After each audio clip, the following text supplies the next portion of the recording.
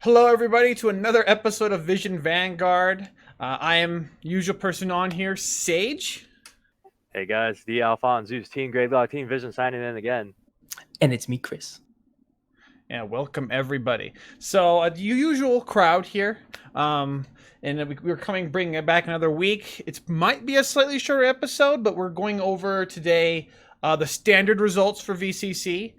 And then we will also be going over maybe a few standard cards. We don't usually hit standard cards because we don't really know the grasp of things. But like we do know the grasp of things, but doesn't feel like noteworthy. But some of these are, I think, noteworthy. And then going over some more premium cards and maybe hitting up on some other ones that are coming from the Premium Collection 2020.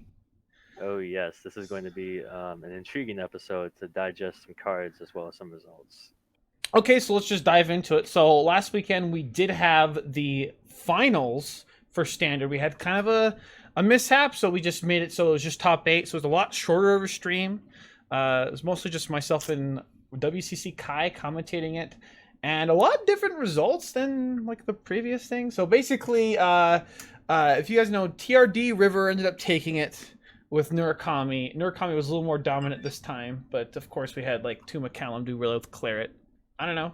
I don't feel like there's too much surprise that these decks are really, really good, right? Murakami and Vanquisher.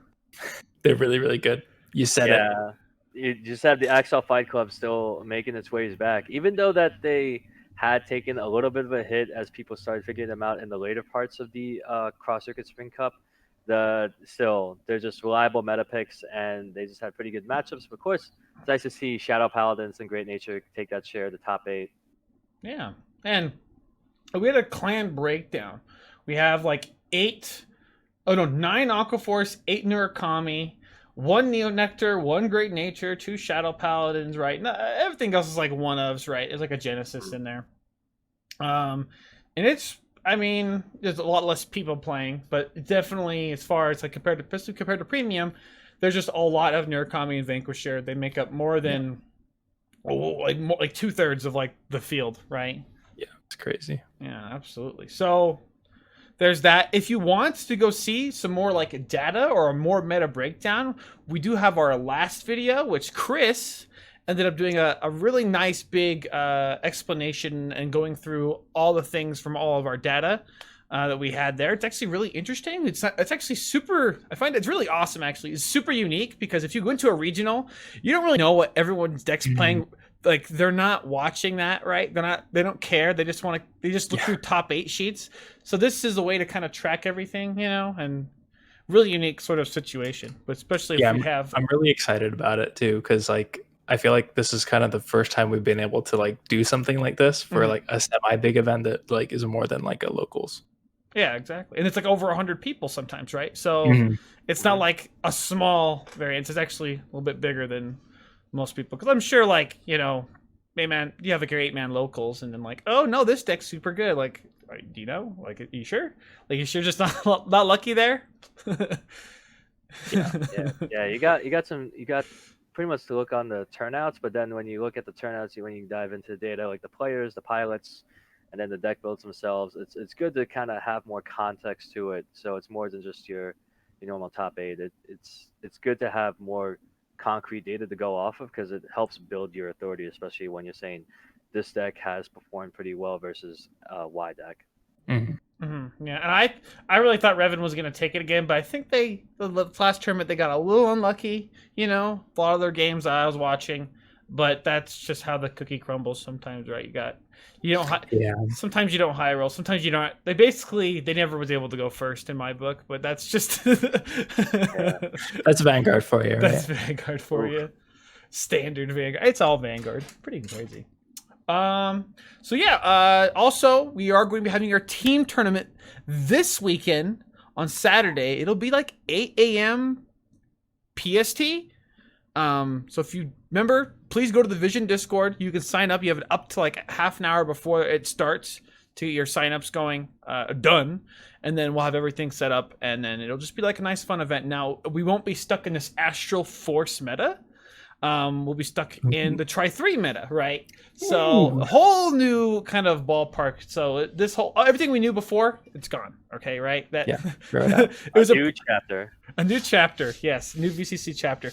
But the premium stuff, only Try 3 will be there. Premium collection won't be usable just yet, right? We'll let you know when it is. I think people are really excited to try out premium collection online.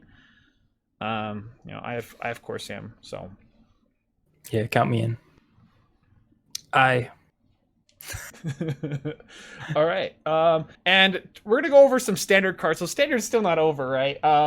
So it's some kind of nice reveals. I'm sure you guys have seen Alter Ego Messiah, but I thought these were a lot more interesting than like just actual VR we're getting. So first we have Genesis Machine Deity Valko Guede. Actually, how would you pronounce that?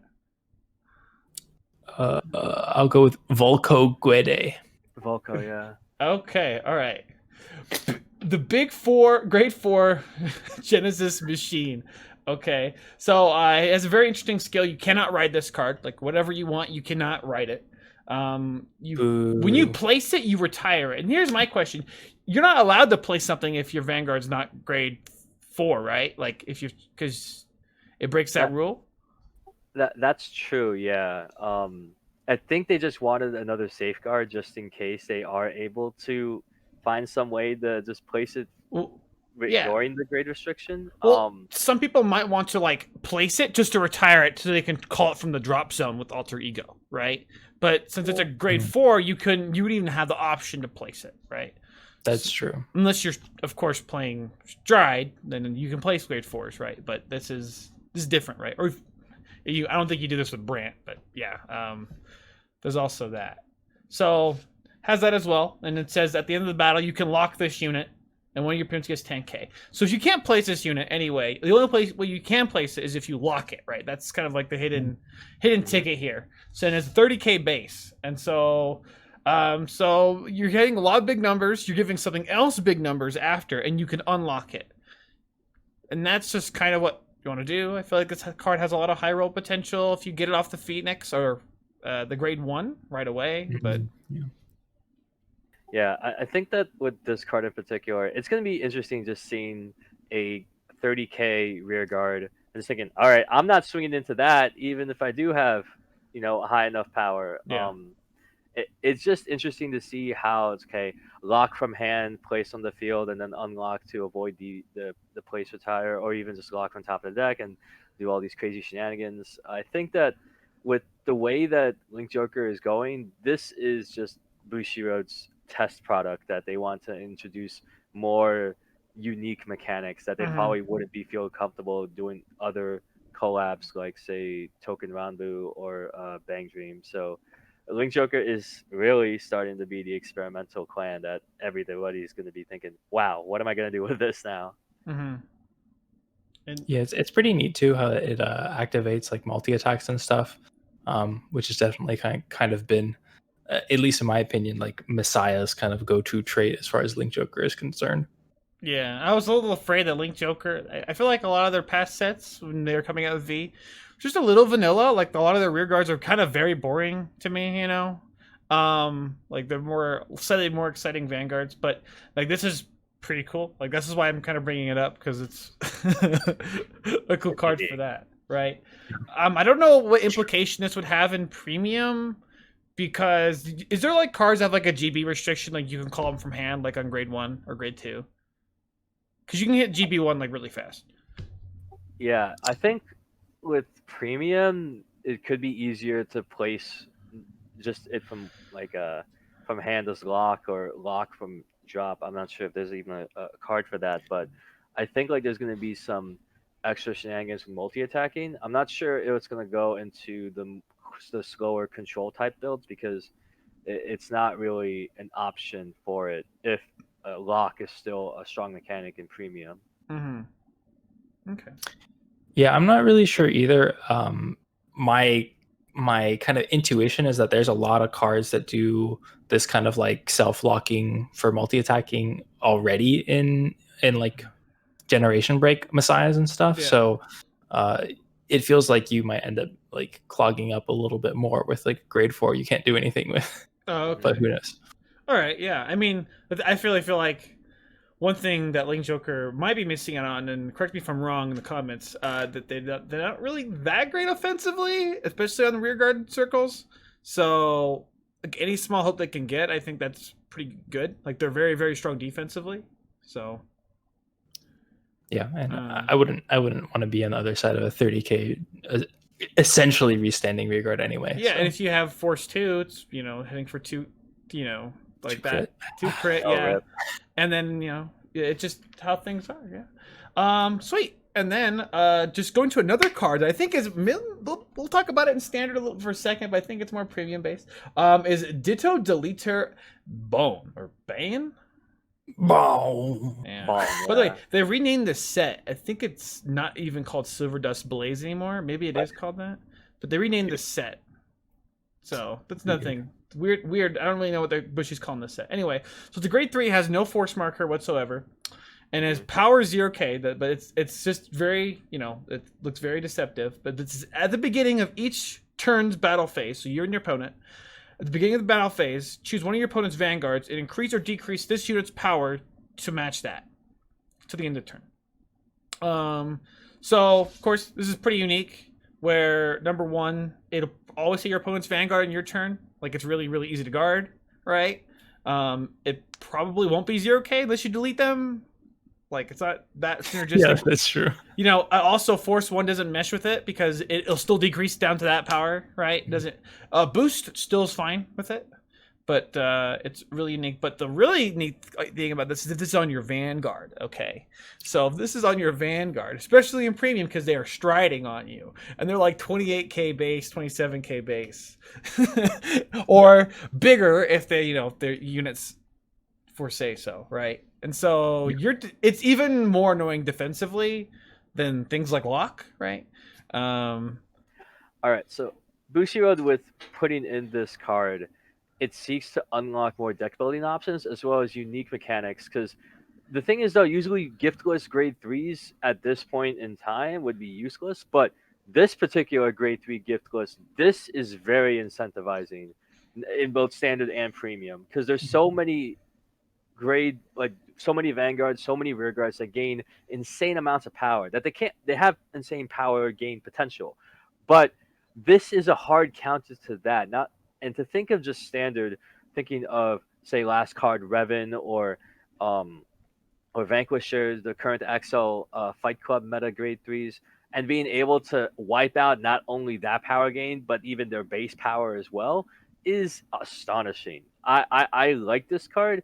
And it's just I feel this is going to be such a threat in standard that people are going to be really trying to see how they can play around it, if anything. Yeah. I do believe it has an actual. I feel like a lot of people, they see this card, they might think, well, how am I gonna? They might have a way to deal with it, right? They just like don't stride, or just basically play standard how you would play it, and hopefully you beat it. Like I think like things like Valkyrian might have a big issue because he does have a high base, right? Or I can think of a lot of things. It's just very funny actually. Like Shiryuki it gets rid of the power neg as well because it minuses 10k. It goes back up, right? Well, or how you guys? Oh yeah, that's true. Because at least with Shiryuki on plays, then you can do that. And then if you do what was that first card you mentioned again before that? Valkyrian, maybe? Yeah, Valkyrian's a rear guard. So just the Vanguard has to have like 5 force markers. Yeah. Oh, yeah. Oh, man. So Uranus would be completely salty. And oh, man. I mean, they still hit. They still hit because it's still, but it's like, not that hard to guard at this point. They're running stand checkers. It's only 5Ks. And you're just like, cool, dude. That sounds good to me. I really find this frustrating if I was playing Hail Hard, because I'm like, well, crap. Now they're at 28K. That gives them a really big advantage. But I feel like I'm screwed in no matter what in that matchup anyway. It's just. Oh, yeah. It's going to be harder. It's like, I'm 0, you're 0 too. And then you see all the rear guards swinging in and like, oh, this is awkward. And it makes it kind of awkward because what do you run with this, right? Like, do you like what do you stride with this? Because I think people are saying like you could do like the leaders, Yeah. But I also think it's pretty funny because like let's say you run like the stride elite, and then your opponent decides not to ride the next turn or stride, so they're at 0k. So you just kind of neg yourself for the next turn as well. Yeah, that's actually really funny. Yeah. Yeah, it could be a nice tech card for other matchups. Is just depends on how often it could be. Because with Messiahs, it's awkward, 'cause especially if it's placed on lock, then the effect occurs at the beginning of the battle phase, so it wouldn't be useful there. For Chaos, maybe, in case they run up against some other aggressive clans or high power gain clans. Chaos may have a use for it. And then, yeah, the leaders seems like to be the end all be all. This is definitely good, because even though it's not deleted, you still get to minus the power on both turns, which is a big power spike. Yeah, yeah. I just think it's unique and fun. That's Yeah, and that's like actually what excites me the most about like this card, is because like I don't think anyone ever thought this kind of skill might have like appeared in Vanguard. Like they usually play within the lines, you know what I mean? Yeah. But like seeing something like really crazy like this, I'm just like, oh, what are they gonna do next? And that excites me more than like anything else. Yeah. But this card just like really silly for both formats, so Yeah. yeah, that's a super win as well. Absolutely, absolutely. Amaterasu has two different skills. So the first is auto on the deck. So when revealed by a card effect, that means you bind the top card of your deck, and then one of your Vanguards gets plus 10k and a crit, which synergizes with the second card, which we're going to review in a bit. But the second skill, which is auto Vanguard Rearguard when it attacks, costs you discard a card from your hand, look at the top 3 cards on top of your deck, reveal up to 1 normal unit among them, put into your hand, and then the rest on the top of the deck in any order that you wish. So this is definitely an upgrade from the last CEO Amaterasu, just because it has both rearguard, it has fluid rearguard Vanguard skills, and even an extra skill on top of the deck itself. Of course, you may have some different shenanigans, but with OTT's general theme of legal stacking, you can actually bind a card that you don't need, and that's great, because then you pretend that bound card gives your Vanguard plus 10k and a crit, and it's great because there's a lot more things you can do with Amaterasu now, and with other cards that you can think of reveal. And you have to keep in mind, it's reveal, not just look at the top. So there could be some interesting effects that would make sure that, okay, look is not the same thing as reveal. It would have something like Tetramegas, but even then, Tetramegas only really goes for yeah, it's kind of interesting too, because it's not even this isn't an option. Which if you reveal it, you have to bind the top card of your deck, right? Yeah.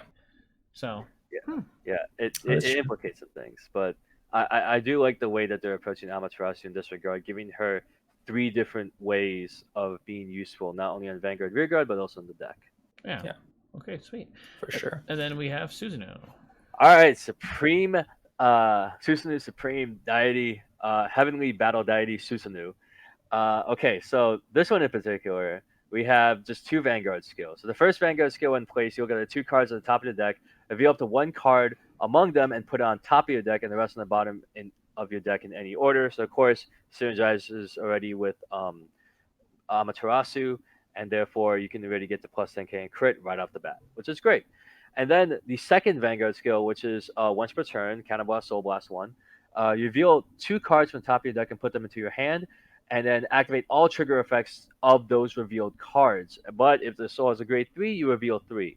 So immediately, you are not worrying about discarding cards like Tsukuyomi, or worrying about other different shenanigans that could happen that would mess up your stack. This is great for the fact that, even though you reveal the triggers, these triggers already took place already. So you'll be able to add cards to your hand, and it doesn't matter if you add triggers, those trigger effects will still go off. And not just crit triggers, but heal triggers, draw triggers, etc. So it's a big power swing in that it upgraded Susanoo from the mediocre to okay grade 3 stride break from the G format to this absolute beast of a monster that you can play on your first grade 3 ride, and getting immediate card advantage for a very reasonable cost. Yeah.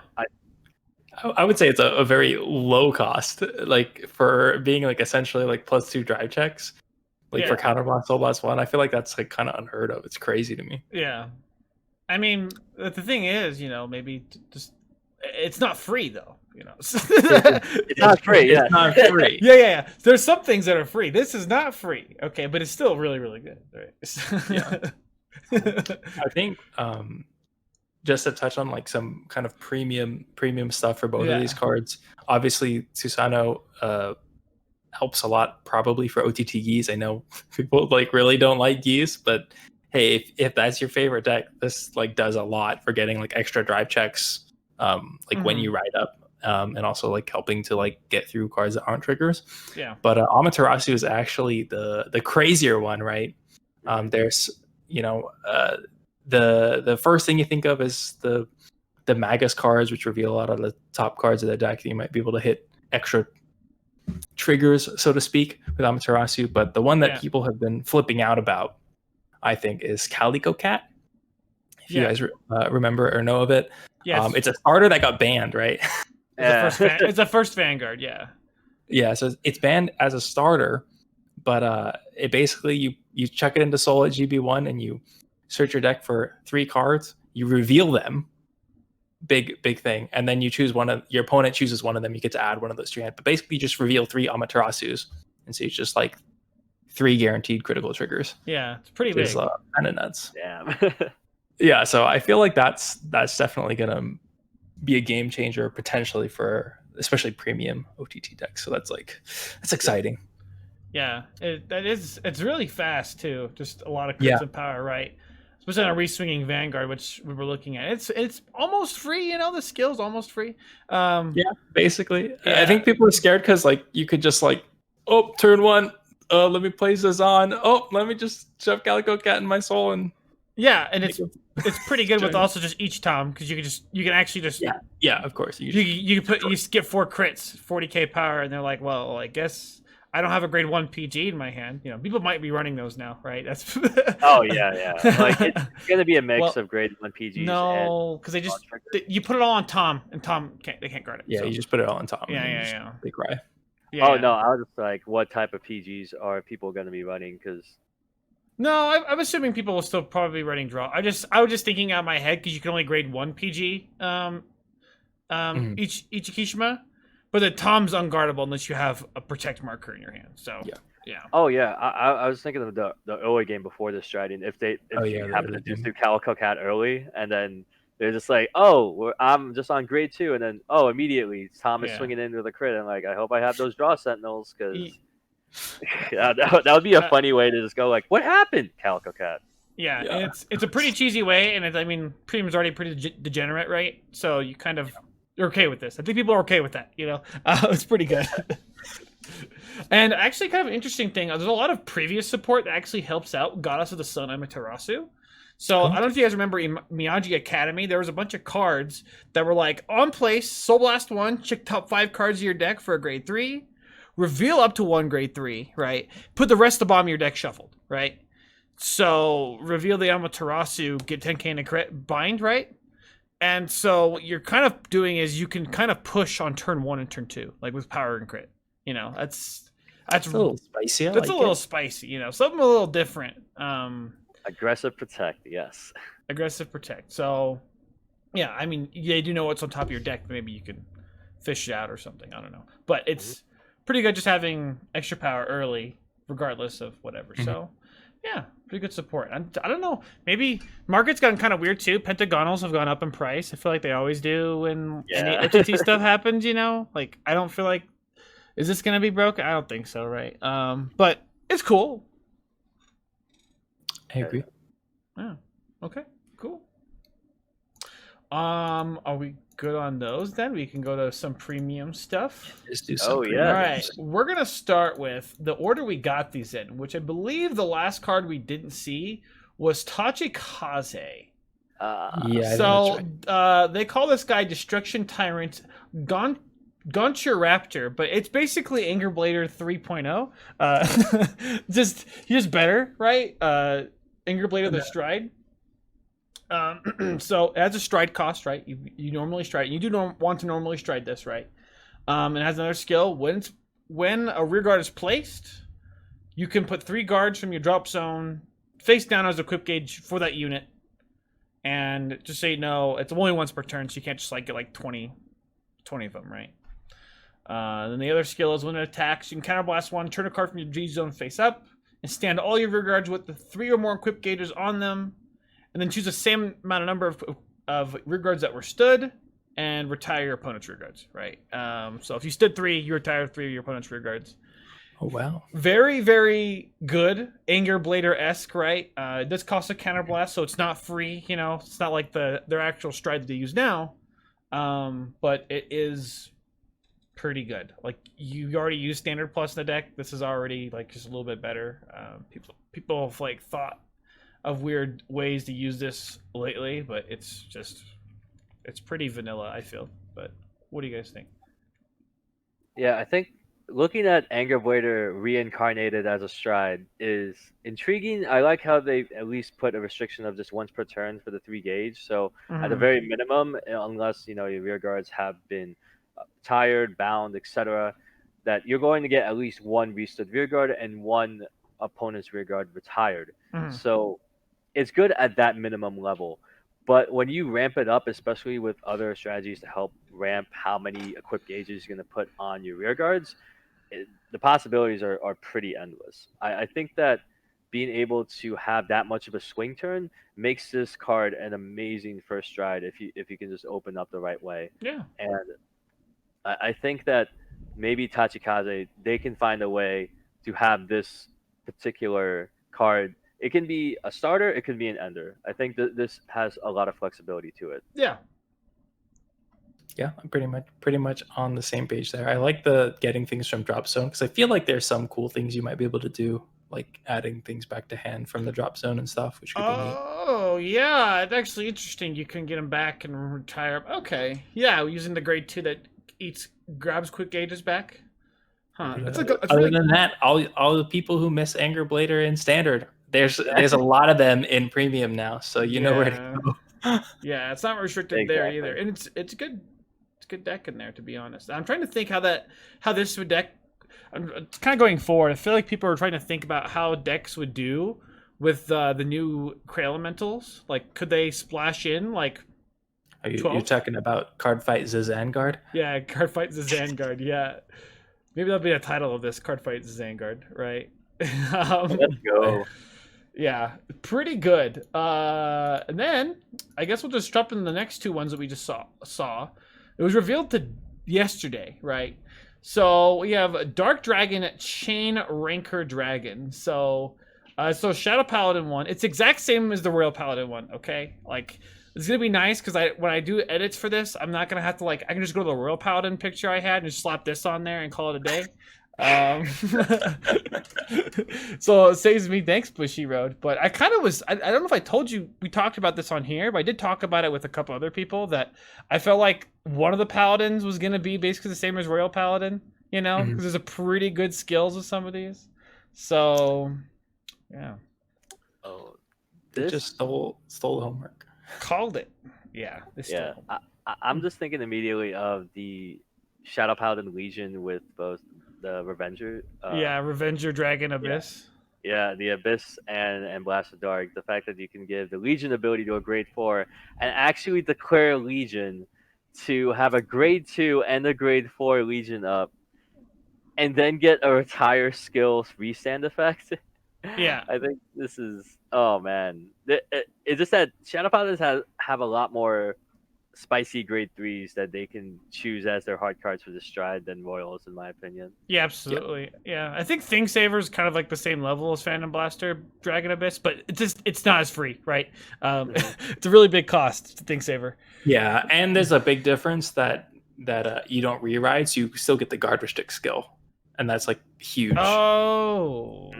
Yeah, you're right. Okay, yeah. Never mind. Thing Saver sucks. We tried. Okay, right. Yeah. So this card's really good. I feel like people made a tier list really fast. Like, what grade 3 goes with this? You know, they're like, okay, Mordred's like number 1, and then there's I mean, you multi-attack with Mordred, right? And so the guard restriction's really good. You get a lot of force markers as well, so there's also that. I wonder if your opponent would grade 2 game you at that point, if they know you're running Mordred.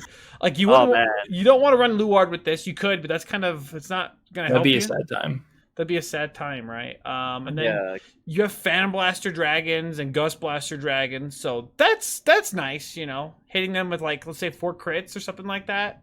Playing kind of a different style deck, more retire based style deck.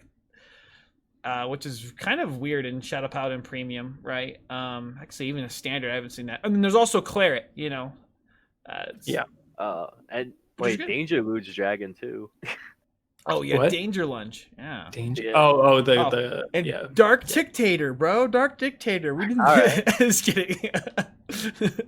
Let's see. What was one that you didn't mention? Is an old link drag ruler, phantom dragon drag ruler. I Can't don't even remember. know this card. It's like counterblast 1, sacrifice 2 Revengers, and then you just deal a damage. Oh, what? Is that Yeah, pretty you can good? do Yeah. it up to 4. You can like get them up to 5 with it. So like that's really funny. And have guard 'Cause restrict. you're like, oh, you're a low damage. Let me just change that real quick, and now you have to deal with this guard restrict, which I think is pretty cool. Is it an act? It's an act, yeah. It's not once per turn either. Would that be like a main strategy? Just like stack like your whole hand in this, put them to 5, Yup. and okay. People were doing that back in the day. They'd be like, "Oh, you're like 2 damage. Let me just change that real quick." That's actually pretty cool because then, wow, the possibilities. It was really cool, but also very frustrating for me. Like, Oh no. I don't know if you guys have been on the other side of that. You're just like, all right, I'm at like 3 damage. It's gonna be a good turn, and then you're like, oh, I'm at 5 damage. I mean, Phantom Blaster Dragon also makes them Yeah. take 1, but they have to have no field. New one. Huh. Yeah, I I don't think know. It'll be funny. I'm thinking of the Witch Legion too. The Witch Legion that you Mm. get to kind of minus 5k on your Vanguard, or just have a Witch engine with it. That would be pretty interesting to see. Yeah, but That's realistically, also funny. there'd probably be more V cards. You know, like Yeah, That's actually competitive- really funny, the witch thing though, because if you're hating on Neo Nectar, they got a lot of grade 0s, and witches love to crap on grade 0s. Okay. So, like the old one was like what minus 5k to the opponent's Vanguard for every grade 0. Yep. Mhm. So you can just be like, "Meh, well, nice minus 25k to your Vanguard. Yeah. Okay. Exactly. Yeah. So, yeah, we'll see. But competitively, we'll probably be seeing like more V cards, right? Yeah, I would agree with that. Yeah, or just they stick with Luard and they just ignore the stride. Like, pff, I just ignore it. yeah, like probably that I'm feeling. You know, well, you could do this. Actually, this isn't bad. You can run Elemental stuff with this and still be fine with like. I don't even know. Actually, I don't know. Shadow Paladin's engine's too good. Like the main engine's too good. Yeah, too much value. It's Yeah. So Are there 5k vanillas though? Oh, triggers. are they 5k vanilla triggers? And triggers are 5ks and vanillas. Like, Yeah. So. I think. Nemain plus vanillas. Yeah, it's Possible. there's not. I don't think not yet. Nice try, guy. All right, so that's I'm doing my best out here. yeah. Tough crowd. All right, and then we have a Golden Dragon, Blambent Dragon. So this is a lot like the Nubatama Stride, but it's the Gold Paladin one. Okay, and I mean it's good. So its skill is you stride it normally, and then when it attacks, you can put 2 rear guards on the bottom of your deck in any order, and then turn a card from your G zone face up. You'll draw 2 cards, and then if you call 2 cards, no, can you call up to 2 cards? So you can choose to call no cards, right? Yeah, So you just you just plus 2 draw. off of that. And sometimes if you want to damage deny your opponent, and like no, not damage deny. If you're facing that, you want them to attack your Vanguard, then you can pick him back up and then throw him back in the back row if you want, or just keep him in hand. Anyway, but if you call 2, you get a critical to the end of the battle, right? They never really had a unit that had a critical on Vanguard. I think it's a little more unique. Most of the time, things just gave like quad drive or called out a bunch of cards, right? Glorious Straining might be better for that sort of multi-attack function of this, but this also just gives a crit.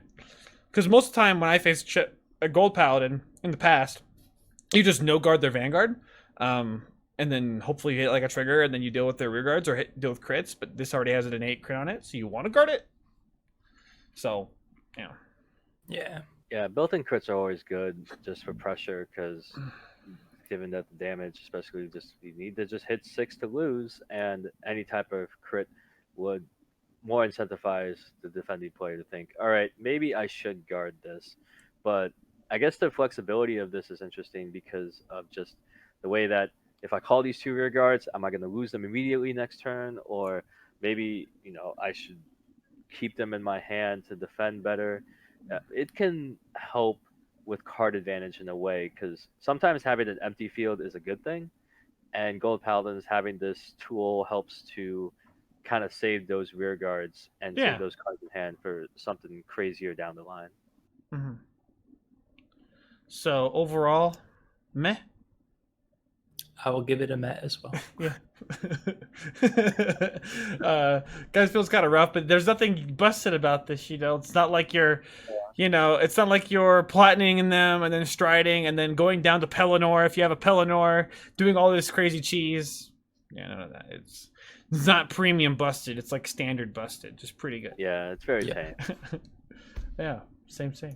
And I then like that. Premium busted versus standard busted. Yeah, exactly. So the last card we have for a stride.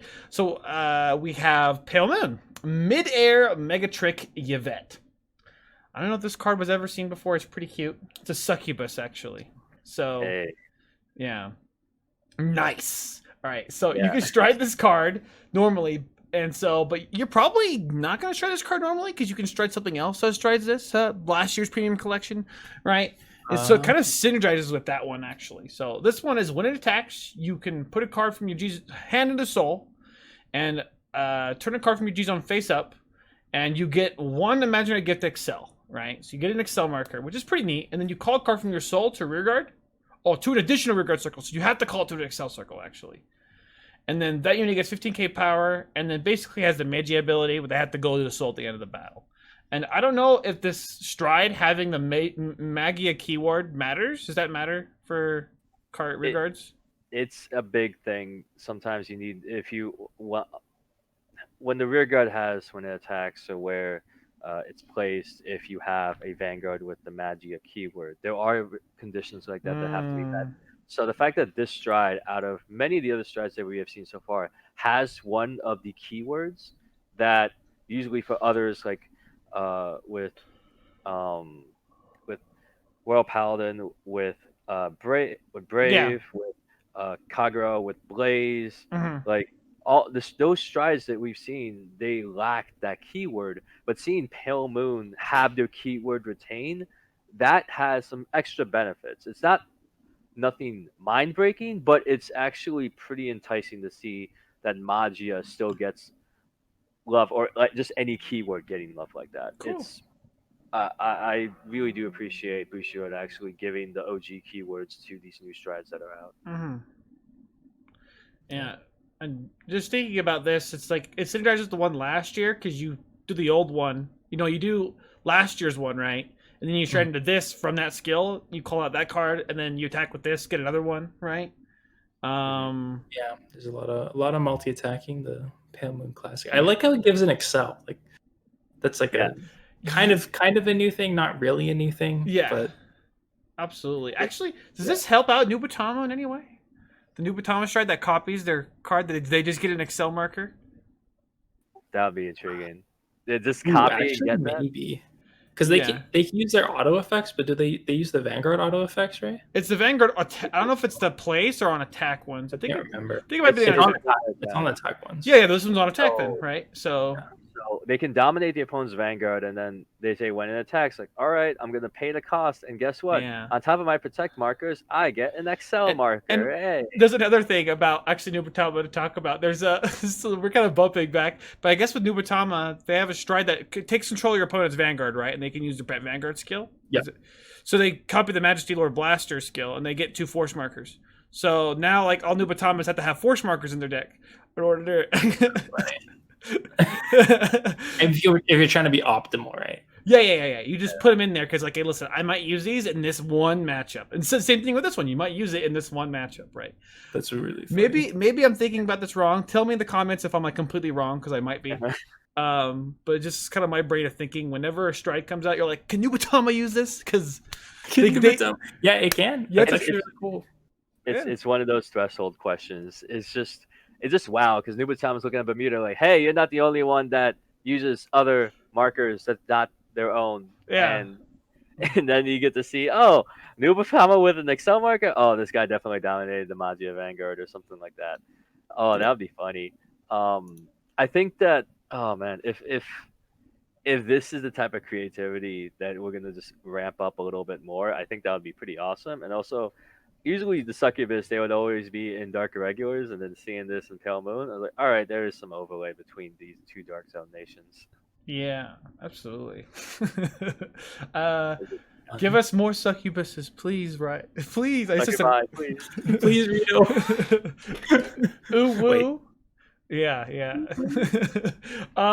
Okay, sweet. And then this card actually, this next card, this one actually really frustrates me to be, because I don't know how it's gonna end up. So Heat Elemental Huang, right? And I feel like I don't know if this is gonna be played in a lot of decks, but it feels like the most frustrating card to me because I do a lot of decks that just skip turn.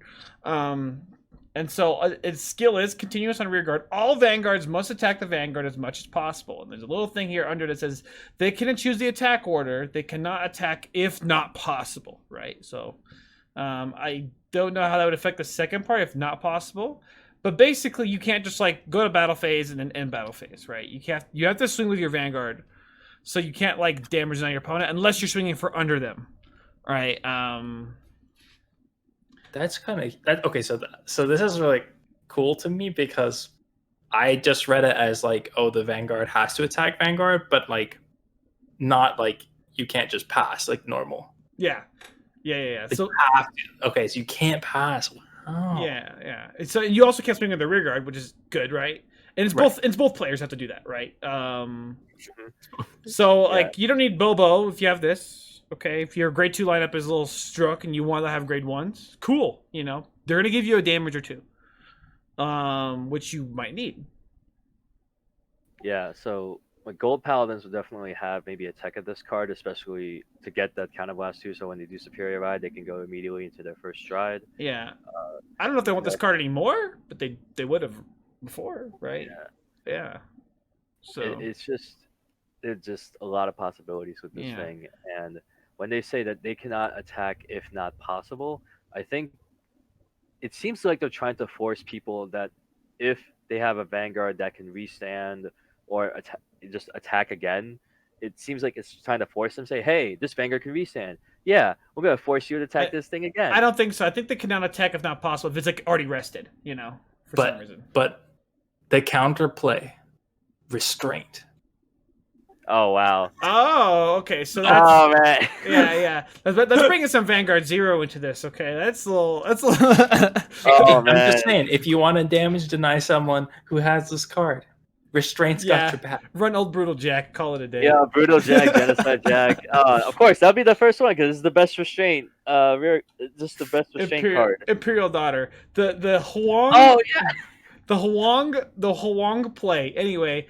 Nah, I don't think a lot of decks will be running this, to be honest. But if I do see it, I'd be very, very frustrated with the kind of decks I play, right?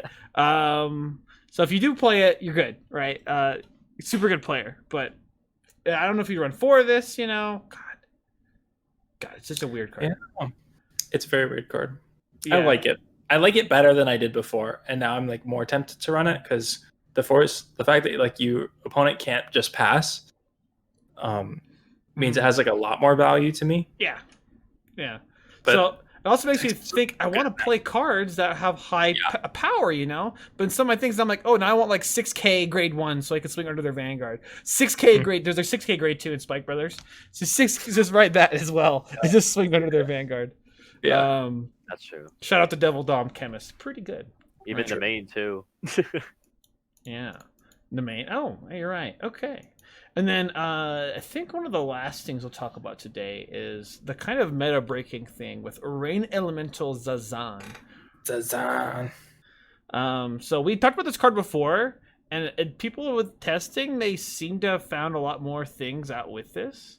So we'll just go over the skill one more time, right? Just a grade 1 Cray Elemental, 10k, 8k power, 10k shield, of course. And then when placed, Soul Blast 1, call up to 2 cards with no skills to rear guard, and if you call 2, you flip a card from your G-Zone face up, named Star Elemental Cyclone, and then you draw 2 cards.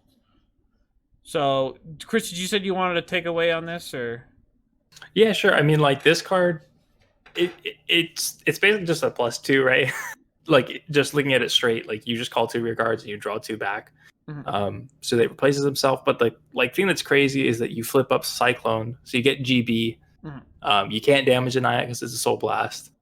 And so I feel like everyone was like, oh wow, this is like pretty crazy that you can get GB early. And then like now everyone's just like, well, this card's kind of just better than running other things.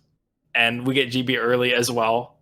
So we can go into like really strong Generation Break 3 strides on first stride.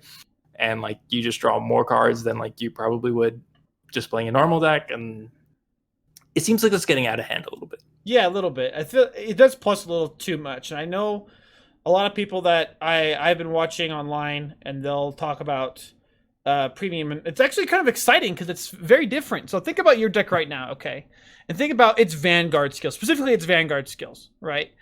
Now, how does it matter what your rear guards are in that scenario? You know, like for example, Hyuga. Do you care what your rear guards are, like at all? Not really. Not really. You don't care what your rear guard. You can run Hyuga and then all the Cray Elementals, and then swing for high big power numbers, and then restand with the new stride, right? Yeah, that's pretty cool.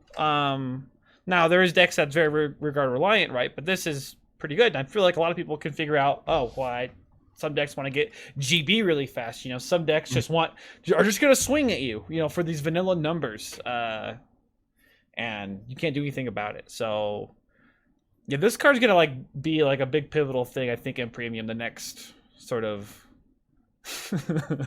PowerPoint. Yeah, it's gonna be crazy because now this gives a lot more advantage to any clan that seeks to go vanilla. Mm-hmm. It's just there's just so much synergy that they can make it, because I remember back in 2015, 2016, one of my friends, when he topped AOG Nationals, he ran pretty much a vanilla OTT beatdown deck. Yeah. And just thinking about what Zazan is going to do is just wow. Like, just have your ace grade 3s, what have you, and then everything else just be vanilla. And then you just put in Zazan and you get all this advantage, all this aggression, and then you get on top of that your GB1 skills off. That's pretty good. And this, if anything, this is going to be the Cray Elemental that we run it for.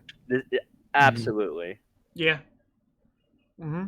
Yeah, I think like my biggest concern is like it's really cool that it's going to open up these new like vanilla super aggro decks, but like, is it just like too good and like it's just going to push out other decks from like being able to be played because you're just like, well, like this deck's good, but like I could just throw vanillas in it and it'd be better. Yeah. The deck that takes no skill to play. Yeah. So it's pretty much, when you think about it, if you run this at 4 and then you have your ace grade 3 or what have you, then you're thinking of all the other cards that have to be vanilla for this to work. Because there's going to be instances where, oh man, I don't have my second vanilla card that I can call with Zazan. And thinking also with the vanilla beatdown, it's pretty much just for that beatdown. There's no other skills. You may not have to worry too much about field manipulation, hand manipulation, guard restriction. Yeah. It's just vanilla. So it's just basic defending and dealing with power gains and restanding. Yeah. So if anything, it refines the fundamentals in a way where, okay, I can have my field and that's fine, and I don't have to worry about not being able to use my sentinels. But now it's just, oh, do I have enough math to successfully guard each attack, especially when they get cycloned and everything restands. Yeah. Yeah. And with this, we still have like one more grade 1 double rare Cray Elemental to be announced, right? So cool. Hopefully it'll probably be something pretty cool. Like everything has been pretty cool. It's the anti-vanilla. It's like choose an opponent's face up cyclone and turn it face down. Yeah, absolutely. And then we're missing 4 strides, and hopefully we get them by next Tuesday, because in 10 days from 10 days from this recording that's when it's they have to have everything done. Because it comes out that in 10 days in Japan, right? Oh, so what are the 4 remaining strides? So Spike Brothers, Bermuda Triangle, Aquaforce, Mega Colony. Now, I think we talked at the beginning of all this stuff. Like, what's the last one going to be? I feel like we were saying, like, pretty much, like, Mega Colony, Bermuda Triangle, and, like, Spikes. I was joking about Spikes being, like, last, right? But it's coming more of a reality every minute. So, and it makes me worry, because if it comes out on a Tuesday, okay, it's good. It's a good card. It's a good stride. If it comes out, like, on a Monday night, weekend, terrible. Just put it away. I don't know, like how many days are there before Tuesday? We might just like be done before the next stream reveal or whatever. There's 1 week. Yeah, 1 week. It's gonna be fun. Yeah. So, I'm so stressed they're gonna be like really bad. Yeah. Hopefully they'll probably have it done by next Tuesday. So when we record this episode, we'll just have the rest of it, and then we'll shove it. We'll call it good. Mm-hmm. Yeah. End of Premium 2020 reveals. Stop talking about reveals. God damn it. Yeah. But just cool,